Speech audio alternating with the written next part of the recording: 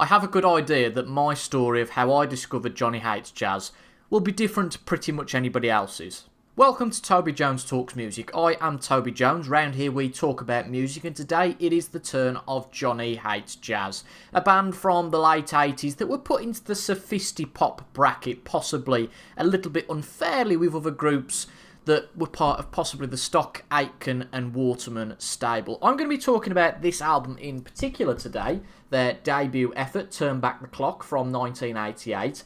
But first, before we talk about the album itself, I'm going to talk about how I discovered this band, because this was a very special band to me, and this was probably my first band that I discovered myself. And what I mean by that is that a lot of groups, solo artists, I had inspiration from parents, grandparents, siblings, even friends possibly in later days.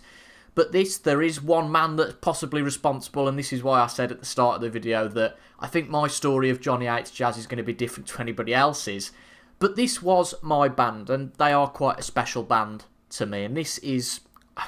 I don't like to use the label of one of my favourite albums, because you can use that for everything, but it is certainly, as an understatement, a very solid album throughout.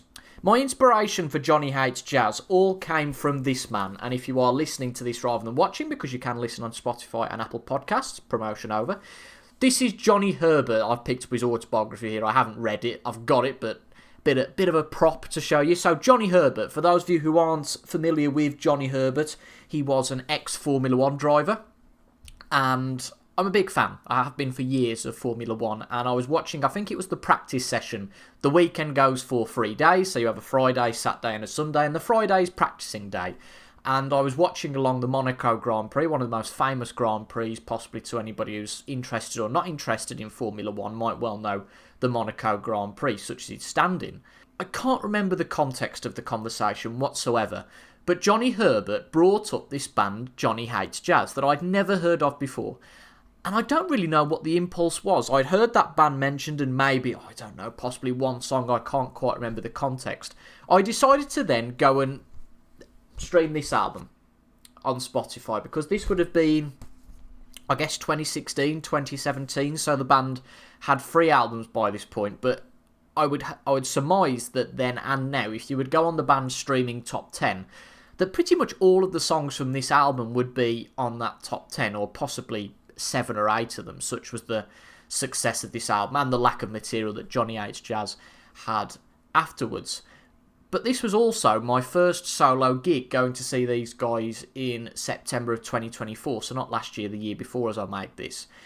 And that was very special as well. I saw it come out in the January that these guys were going on a tour, albeit as they got back together, just the guy in the middle of the shot, Clark Datchler and Mike Nocito, Calvin Hayes, no longer a part of this band. They had a new guitar player, I forget what his name is, but they were really, really good. I saw that come out in January of that year to a fairly local venue to me, and I thought, I've got to go and see these guys. There are so many bands that either because they were gone or through tragic circumstances or break up before I was born, or they may be too old now, or they simply don't tour. I try and take any opportunity these days I can get to see any band that I like. So that was really, really special. They played 8 out of the 10 tracks from this album, as well as 5 tracks from both of their later period albums, Magnetised and Wide Awake.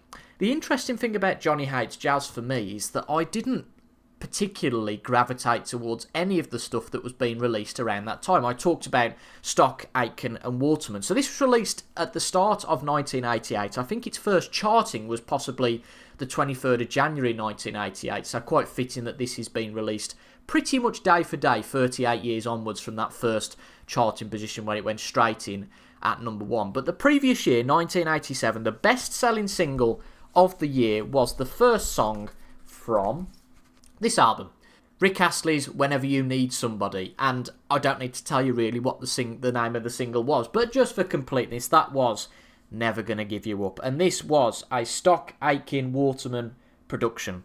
We then go to 1988, and this was one of the biggest singles of the year, Kylie Minogue's I Should Be So Lucky. This one again, Stock, Aitken, Waterman. And the album, the debut album from Kylie Minogue, this was a Stock, Aitken, Waterman production.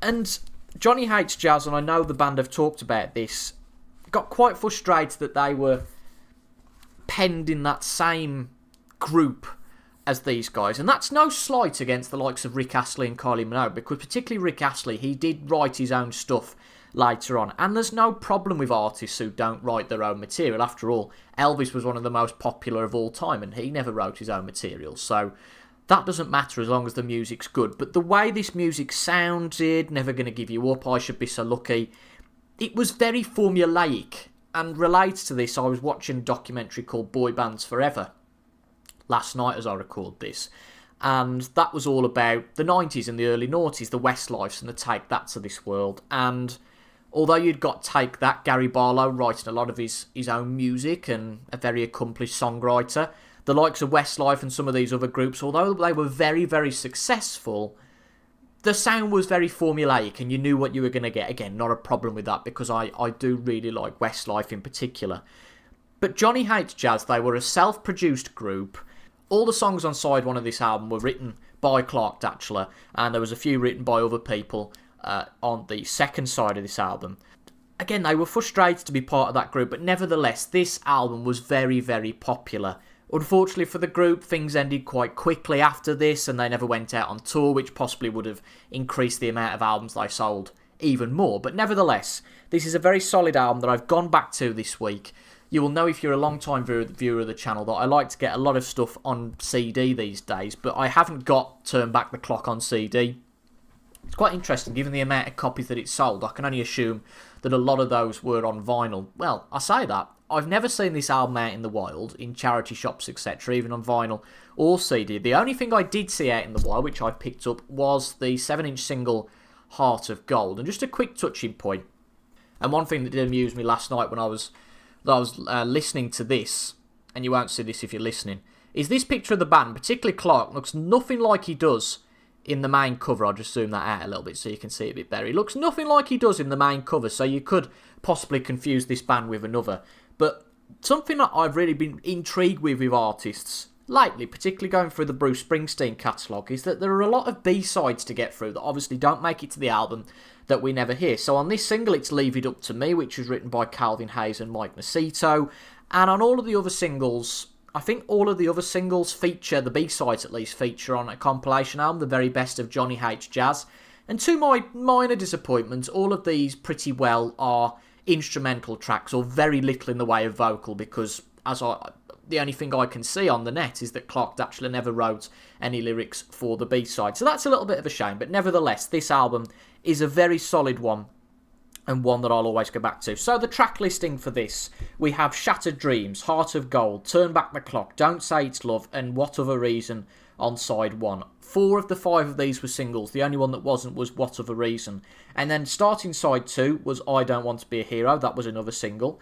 And then Listen, Different Seasons, Don't Let It End This Way. And then the final track on this album, which was the first song that these guys recorded, I believe, was Foolish Heart, or Me and My Foolish Heart, which was another single. So 6 singles from this album. Such is the strength of the tracks on this album. But it's not a formulaic album in the way that single material, it's not all boy meets girl or breakup songs, although some of it is. There are some different themes explored on this album. There's prostitution in Heart of Gold. There's an anti-war song with I Don't Want to Be a Hero, which is still very prominent today. And for me, this album has aged very well, which perhaps some of the albums that I've shown, the Rick Astley and Kylie Minogue ones, possibly belong to that era and haven't aged all that well.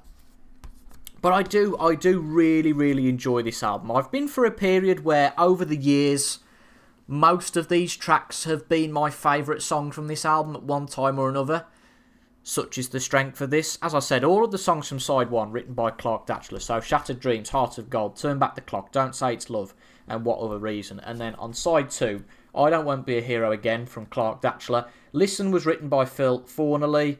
Then Different Season, Clark Datchler and Calvin Hayes. Don't Let It End This Way, Clark Datchler. And then Foolish Heart, the last track, has got 4 different songwriting credits. The only one that Clark Datchler was not involved in. But nevertheless, I think that one, most recently, has been my favourite track. I haven't listened to this all that often, possibly in the last few years, but revisiting it I really, really did enjoy it. I actually then went to listen to the unplugged version because the two guys recorded an unplugged acoustic version of this album, much slower for the 30th anniversary of this album. There was a mini set that came out for that 30th anniversary with the album, the unplugged version of the album, and then some extended mixes, some extended versions of some of these songs. And I listened to that unplugged version for the first time last week, and that's very solid, very, very solid, which supports that this album isn't just good in the sophisti-pop vein. There's good lyrics here, the music sounds good. This is really a solid group of musicians really going for it, so really, really like this album. So their other material, quite apart from Turn Back the Clock, the album, you would think possibly, and I've spoke to a few different people about Johnny Hates Jazz, and they go, I sort of know the name, but I don't quite know where from, because they were a number one artist and then went away quite quickly, so they didn't have the longevity of some of these acts that I've mentioned, and some of those from the early 80s and the late 80s as well. But they did have a second album which came out a few years later called Tall Stories, which Clark actually wasn't involved in. He went to do his solo stuff. He did a couple of solo albums, which I've listened to bits and pieces from those, but would like to become a lot more confident in those and listen to them a lot more before I dare to cover them on this channel. But then Clark, after not speaking to Mike for, I think, 20 odd years, then he had an idea for a song called Magnetised. He approached Mike with it, and that was the rebirth of Johnny Hates Jazz, something that I'm very grateful for because I got to see the band live for the first time in 2024. Because of that, an opportunity that I would have been robbed of potentially had I had that meeting not occurred between Clark and Mike. But Magnetised was released in 2013, and then their most recent album, Wide Awake, was released in 2020. I enjoyed that when it first came out. Again, there are pockets of that I've listened to after listening to the album for the first time, because I have noticed not just Johnny Hates Jazz, with other albums that have come out over the last, I want to say 5 or 10 years really, that I've really enjoyed at the time and then not listened to for a bit and then come back to and thought, it wasn't maybe all that great or as hyped as I thought it was at the time. But there are some really good songs on Wide Awake, and you can tell that those lyrical themes are being explored again. And of course, what is now a different world with the environment and possible past regrets and other material to what was being explored in this day. Because as I said, it wasn't all sort of boy meets girl or breakup songs, but there are a lot you can gather from the song titles of Don't Let It End This Way, or Foolish Heart, or Just to Listen to Your Heart from Listen, or Different Seasons. And then the obvious ones like Don't Say It's Love or Turn Back the Clock. But they don't feel, they certainly don't to my ears anyway, feel a bit cringeworthy or, oh God, eye-rolling. There's some genuine credit to this music. So I have to say I have thoroughly enjoyed revisiting Turn Back the Clock this week. It's not an album that I listen to all the time. Maybe because I haven't got it on CD, it's not that accessibility to go and listen to it all the time, but I've got it on vinyl, so when I'm at home there's no excuse really not to listen to it. But when I do revisit it, I still enjoy it again and again every time. There isn't a time when I've played it and gone, that album's maybe not as good as I remember. So I think that is probably the sign of what is a very solid album. And I did say at the start of the video, is it one of my favourite albums of all time? I think in a top 10 or top 20, possibly not. But it is a special album to me in that it is a band that I discovered myself. It's the first solo gig that I went to go and see these guys. I've got a bit of a different story about them than most people have with the whole Johnny Herbert link with the F1. There will probably be somebody in the comments, because I've had this on a video I did recently about a Neil Diamond album, that I thought it would be nobody's favourite album, and sure enough there was one person. So I think I'm probably going to be reaching out to the one person who goes, yep, I watched that practice session with Johnny Herbert and I listened to that song as well. But listen, around here, all that this channel is trying to do is to try and raise awareness and show some real passion for this music that I love. Music that could otherwise, I think in the case of Johnny Hates Jazz, certainly possibly be forgotten. There is some music that's timeless, that's played a lot. These guys, as I've alluded to, I've only spoken to a few people about them, so it's not like I've done a poll of the whole country or the whole world. But when I've spoken to them, I've gone, yeah, Johnny Hates Jazz, I kind of remember them. They are having a bit of a revival. They've played on some 80s cruise tours and stuff like that, I think, and some what would you call them? Like, I guess park shows or outdoor shows, arena shows with other bands. So maybe they will get themselves back into the limelight, and some people will go, God, yeah, I remember having that album or the cassette or even the CD back in the day, because this was a multi-format time with the CD coming in, the cassette and the vinyl as well, so plenty of choice to have. And somebody might go, oh God, I listened to those back in the day, and that maybe is something that I can do with this video. But if you are one of those people who have this sitting in the attic somewhere, or somewhere in the house, or you see it in a charity shop for a couple of pound, go, yeah, I'm going to pick that up and have a great time with this. And I've listened to it 3 or 4 times over the last few days.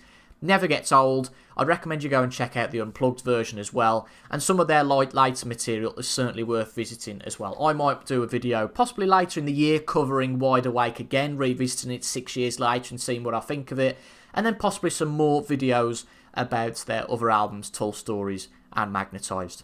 We are available on all good podcast sites. We're available on Spotify and Apple Podcasts, so if you're out and about and don't have the time or don't want to look at my ugly mug, I take no offence to that whatsoever, you can listen to this on Spotify or Apple Podcasts. We make sure to follow us on all of the social media sites to get your updates of when videos are uploaded. YouTube isn't the beast that it used to be. It's a really good website to upload video to, but unfortunately, if you subscribe to the channel, not a lot of people look at their subscription feeds anymore, so it was all about videos being recommended. So engagement and all that thing is really important for you guys to see the videos. That's why I'm putting some effort into showing these videos on other social media sites, so you'll get a Facebook alert or a Twitter alert or an Instagram alert to say, this video's just been released, go and watch it if you'd like, and then I might do some shorter stuff for TikTok as well. But there'll be a video up there for you to go and watch. Possibly it might be my review back in the day of Wide Awake when it first came out. It might well be something else. But whether you continue your journey here at Toby Jones Talks Music or whether you don't, I wish you a very good rest of your day. And remember, go and revisit Turn Back the Clock by Johnny H. Jazz.